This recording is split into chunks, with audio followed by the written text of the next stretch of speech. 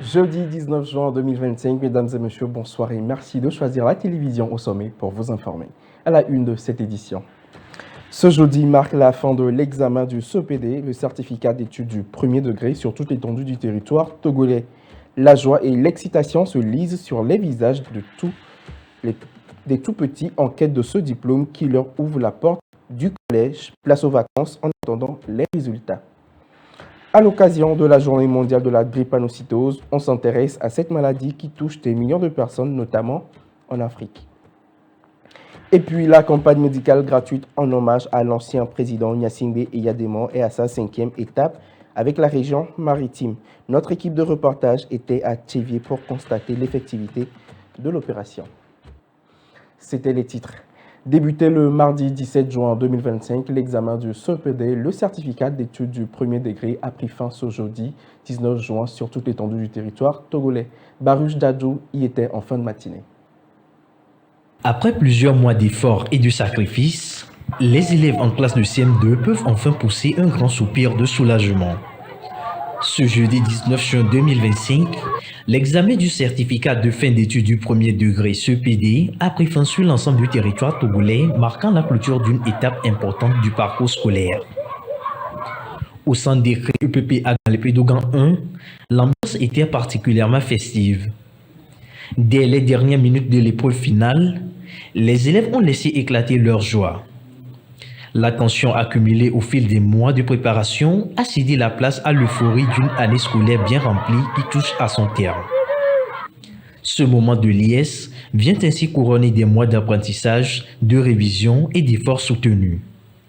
En attendant les résultats, l'heure est désormais au repos, à la détente et au rêve d'un nouveau départ au collège. Ce jeudi 19 juin marque la journée mondiale de la lutte contre la drépanocytose, une occasion de sensibiliser sur cette maladie génétique qui touche des millions de personnes, notamment en Afrique. Symptômes, prise en charge et prévention, on fait le point avec Linda Ago.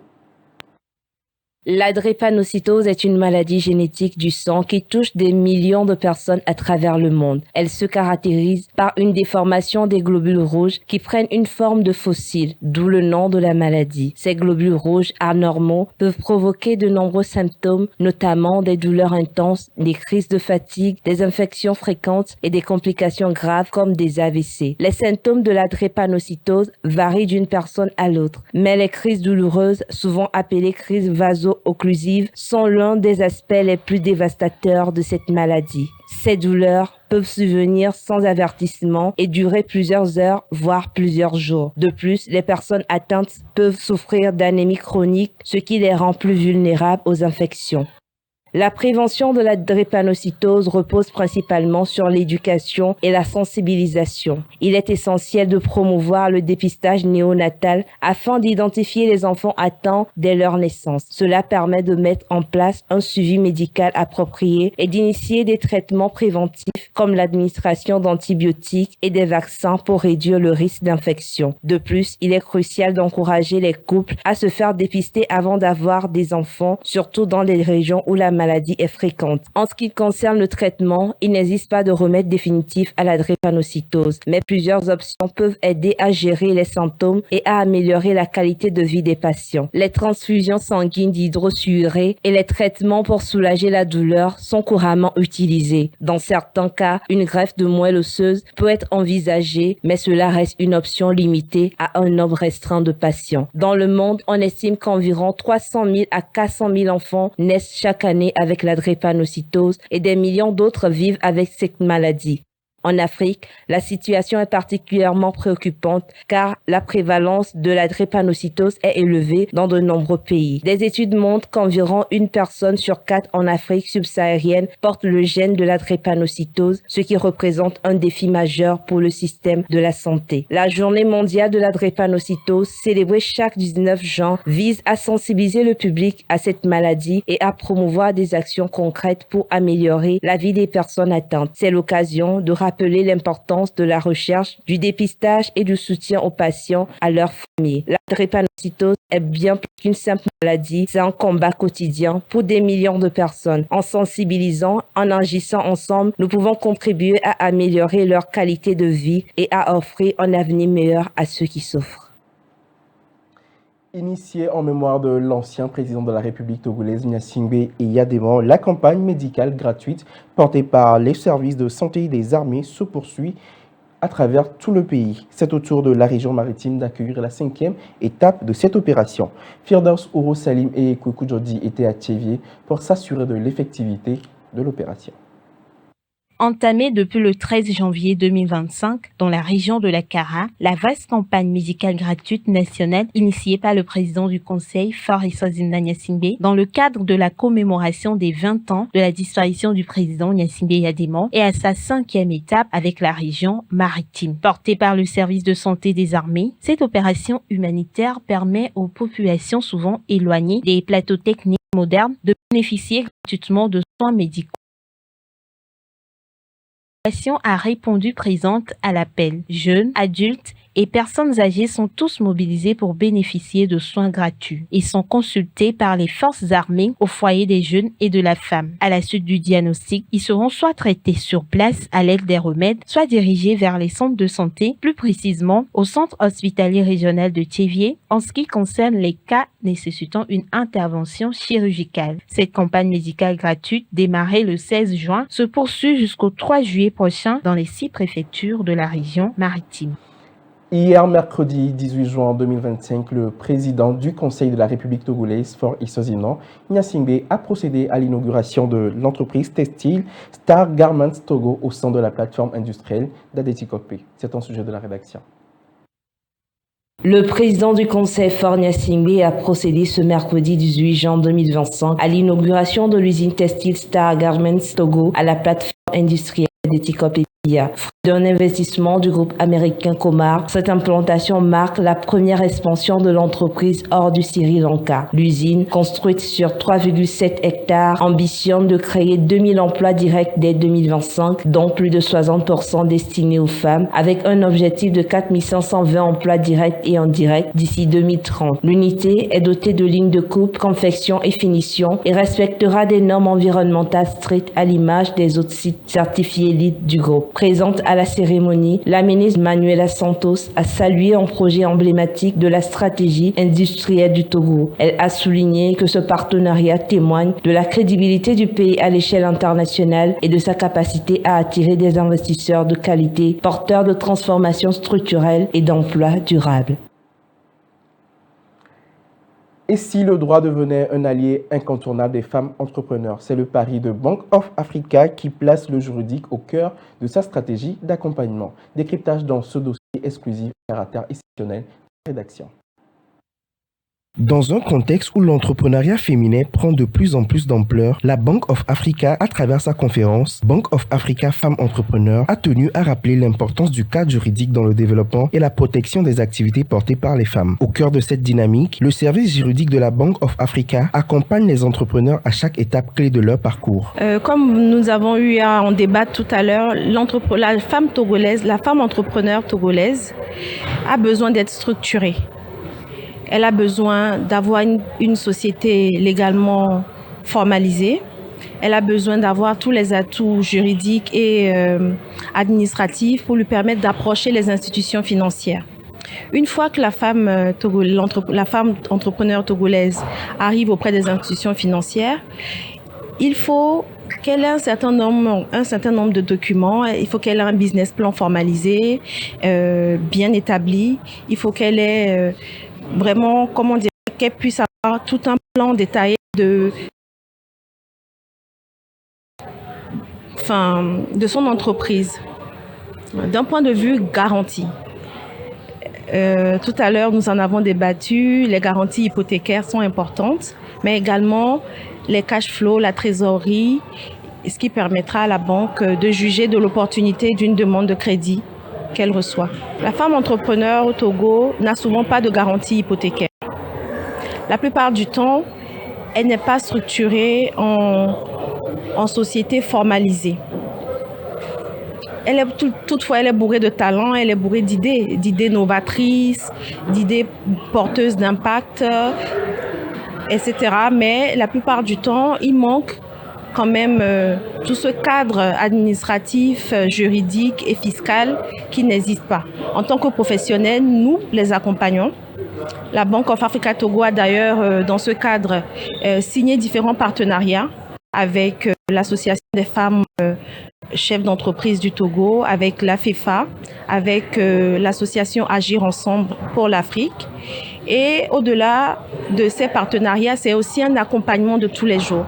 Nous avons eu à former plus d'une cinquantaine de femmes au travers de formations Teams. Nous sommes disponibles à l'écoute en présentiel dans nos agences. Et tout cet accompagnement, c'est pour aider la femme entrepreneur togolaise à écrire sa partition dans l'évolution de l'économie togolaise. Pour aller plus loin, la Bank of Africa a mis en place des mécanismes de sécurisation des financements et partenariats afin de protéger à la fois les intérêts de la banque et ceux des entrepreneurs. La BOA Togo fait d'abord confiance à ces femmes. Nous leur faisons confiance et je pense que c'est le point le plus important pour démarrer. Nous leur faisons confiance, nous les accompagnons au travers de la gestion de leur société, de leur activité, le montage de leurs dossiers qui nous sont présentés. Et ensuite, dans le suivi au quotidien, nous sommes ouverts quand il y a une difficulté pour les accompagner et pour les aider à évoluer, à prendre de la valeur. BOA Togo, l'un des piliers majeurs du développement de la BOA Togo, c'est la PME, c'est ces entreprises-là qui ne sont pas de grandes entreprises, mais qui sont quand même des entreprises importantes. Et BOA Togo a une direction chargée des MID, ça s'appelle la direction MID. On a une direction également, une direction réseau. Et tous ces services, toutes ces directions sont chapeautées par un directeur général adjoint qui est en charge de l'exploitation. Nous avons des produits innovants, nous avons le prêt 72 qui permet aux entrepreneurs qui n'ont pas forcément de garantie hypothécaire d'avoir accès au crédit lorsqu'ils arrivent à constituer 50% du financement demandé. Nous avons également des avances sur facture. Nous avons différents produits innovants sur stock. Nous permettons d'avoir accès au crédit lorsque nous jugeons de la viabilité ou de la matérialité de votre stock existant. Il y a différentes constructions qui nous permettent d'accompagner les femmes entrepreneurs. Pas seulement les femmes, mais quand même la femme entrepreneur, elle est accueillie au mieux de ses intérêts à la BOA Togo. Enfin, pour celles qui souhaitent formaliser leur activité, des conseils juridiques simples mais essentiels peuvent faire toute la différence. Alors, une femme qui souhaite formaliser son activité doit d'abord se tourner vers toutes les institutions nationales prévues. Pour ce faire, elle doit créer sa société, elle doit aller au CFE, créer sa société, elle doit se rapprocher de l'OTR pour mettre en place le régime fiscal propre à sa société. Puis ensuite, elle doit mettre sur papier toutes ces idées novatrices, ces idées porteuses qu'elle a en tête. Et par la suite, avec un business plan écrit, bien établi, elle peut se rapprocher des institutions financières, exposer son idée. Et pourquoi pas faire d'une start-up une société établie comme on en a plein au Togo. On a beaucoup de success stories et avec des femmes surtout. Au-delà du financement, la Bank of Africa entend jouer un rôle actif dans la structuration durable de l'entrepreneuriat féminin en mettant le droit au service de l'ambition. Un accord technique préliminaire entre la République démocratique du Congo et le Rwanda a été paraphé ce mercredi à Washington. Ce document marque une avancée significative vers la paix entre Kinshasa et Kigali après des mois de tensions dans l'Est de la République démocratique du Congo. Parmi les points clés, le respect de l'intégrité territoriale, la cessation des hostilités, le désengagement progressif des forces sur le terrain, le désarmement des groupes armés et intégration conditionnelle de certains combattants. L'accord prévoit également la mise en place d'un mécanisme conjoint de sécurité, le retour encadré des réfugiés, un accès humanitaire garanti ainsi qu'une coopération renforcée pour l'intégration régionale économique. Salué par la communauté internationale, cet accord reste toutefois technique. La paix durable dépendra de sa mise en œuvre effective sur le terrain. Les États-Unis veulent interdire l'entrée sur leur territoire à 25 nouveaux pays africains. Ces pays ont 60 jours pour respecter certaines conditions de sécurité selon le Washington Post et Reuters. C'est un élément de nos confrères d'Africa News. Aux États-Unis, l'administration Trump envisage d'ajouter 25 autres pays africains à la liste des pays interdits d'entrer sur le territoire. Parmi ces pays figurent notamment la Côte d'Ivoire, la République démocratique du Congo, la Gambie ou encore le Niger et le Sénégal. 25 pays africains sur une liste de 36 potentiels pays concernés. Cette information vient d'une note interne consultée par le Washington Post puis l'agence de presse Reuters. Le document a été signé par le chef de la diplomatie américaine Marco Rubio et a été envoyé samedi 14 juin 2025 aux diplomates des pays concernés. Ces nations disposent depuis samedi de 60 jours pour remplir certaines conditions qui leur permettraient de sortir de cette liste. Pour se justifier, le gouvernement américain déclare que certains pays ne seraient pas en mesure de fournir des documents d'identité fiables ou posséderaient trop de fraude dans leur administration. Le gouvernement américain déclare que pour d'autres pays, il s'agirait d'un nombre trop important de ressortissants aux États-Unis qui auraient dépassé la date limite de leur visa.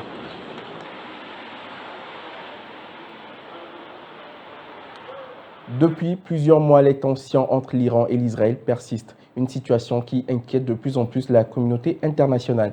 Quelles sont donc les conséquences de ce conflit pour l'Afrique? Tentative d'explication dans ce sujet de la rédaction. Le monde retient son souffle. Depuis le 13 avril 2024, une nouvelle page s'est ouverte dans l'histoire déjà complexe du Moyen-Orient. Pour la première fois, l'Iran a lancé une attaque directe de grande ampleur contre Israël avec plus de 300 drones et missiles. Réponse à une frappe israélienne contre le consulat iranien à Damas, cette action marque un tournant historique, brisant la logique des confrontations indirectes et inaugurant une phase d'affrontement ouvert et assumé entre les deux ennemis jurés. Ce n'est pas une guerre déclarée dans les formes classiques, mais une guerre de haute intensité qui depuis avril 2024 ne cesse de s'intensifier, entrant depuis juin 2025 dans une nouvelle phase plus instable encore. À coup d'opérations ciblées, de cyberattaques et de menaces nucléaires voilées, Téhéran et Tel Aviv déplacent leurs confrontations sur plusieurs fronts, parfois au détriment de puissances tierces, toujours avec un impact global. Loin d'être une simple querelle régionale, cette confrontation produit une onde de choc mondial. Les marchés pétroliers sont des premiers à vaciller. La crainte du blocage du détroit d'Ormuz, par où transite près de 30% du pétrole mondial, a déjà fait bondir les coûts du baril. Pour les économies africaines importatrices comme le Sénégal, le Bénin ou le Togo, cela signifie un renchérissement du carburant, une pression supplémentaire sur les prix à la pompe et une inflation plus difficile à contenir. Sur le plan logistique, les tensions en mer Rouge dues à l'activisme l'Iran perturbe le commerce maritime en direction de l'Afrique de l'Est et de l'Europe. L'Égypte, déjà en crise économique, voit ses revenus du canal de Suez affectés, ce qui retombe indirectement sur l'ensemble de la sous-région. Si l'Afrique n'est pas un acteur militaire dans ce conflit, elle est loin d'en être absente. Elle devient même un terrain stratégique pour les puissances impliquées. D'un côté, Israël renforce sa présence diplomatique et sécuritaire dans plusieurs pays d'Afrique de l'Ouest. De l'autre, l'Iran tisse des liens discrets mais persistants avec certains régimes africains, notamment via des canaux religieux ou économiques. Mais cette polarisation place les États africains face à un choix difficile. Dans un contexte déjà fragile, insécurité sahélienne, crise politique, instabilité économique est entraînée dans une logique d'alignement international représente un risque majeur de perte de souveraineté. Ce conflit s'inscrit dans une recomposition accélérée de la géopolitique mondiale. Les tensions en Ukraine, les ambitions de la Chine sur Taïwan et maintenant la guerre Iran-Israël annoncent la fin d'un monde unipolaire dominé par l'Occident. Place émerge un ordre multipolaire instable où chaque puissance cherche des relais régionaux et l'Afrique, riche de ses ressources et de son poids démographique, devient une cible majeure de cette compétition d'influence. Dans cette configuration, l'Afrique ne peut plus rester en marge ou silencieuse. Elle doit affirmer une diplomatie stratégique qui ne se contente plus de suivre les agendas des puissances, mais qui définit ses propres priorités, sécurité, développement durable et stabilité institutionnelle. La guerre entre l'Iran et Israël, entamée ouvertement en avril 2024 et ravivée en juin 2025, est bien plus qu'un conflit régional. Elle redéfinit les rapports de force mondiaux, menace l'économie globale et fragilise les équilibres déjà précaires en Afrique. Il revient aux dirigeants du continent de transformer cette période de tension en occasion de repositionnement stratégique afin que l'Afrique cesse d'être une variable d'ajustement pour les autres et devienne enfin un acteur central dans la gouvernance mondiale de demain. Au Burkina Faso, la Ligue 1 professionnel a pris fin et c'est Raimo Football Club qui décroche le titre tant convoité. Ce dernier représentera le Burkina Faso à la Ligue des champions africaine. Prosper beaucoup, Richard Maï.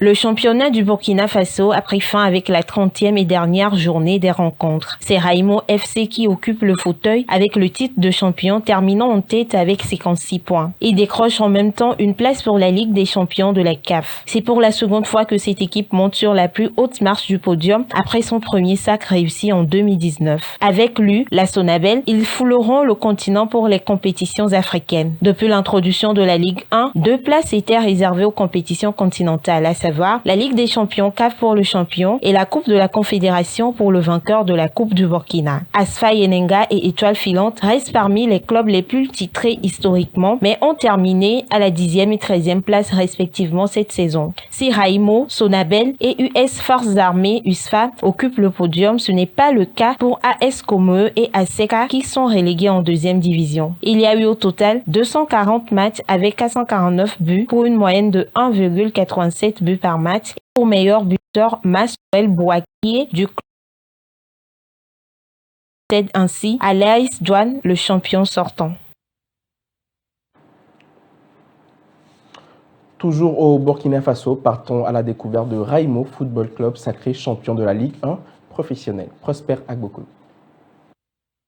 Fondé en 2012 par l'ancien international burkinabé Raïm Ouedraogo, Raimo Football Club est un club de football basé à Bobo-Dioulasso au Burkina Faso et qui évolue actuellement en Ligue 1 burkinabé. Il est reconnu pour son académie destinée à la formation et au développement du football local. Champion du Burkina Faso à 2 reprises, 2018-2019 puis 2024-2025, Raimo Football Club compte également un palmarès assez élogieux pour un club récent comme lui. Une coupe nationale de 2019 et une Super Coupe 2020, dont elle a été malheureux finaliste en 2019 et 2024. Sacré 2 fois champion en D2 en 2016 et en 2022, le club joue ses matchs à domicile au stade Bobi d'une capacité de 10 000 places à Bobo-Dioulasso. Raimo FC se distingue par son modèle de club formateur mettant l'accent sur la détection et la promotion des talents locaux. Des joueurs tels que Hervé Kofi et Franck Lassina Traoré des internationaux ont fait leur premier pas au sein du club. Le club continue de jouer un rôle clé dans le développement du football au Burkina Faso, en particulier à travers son académie de Bama.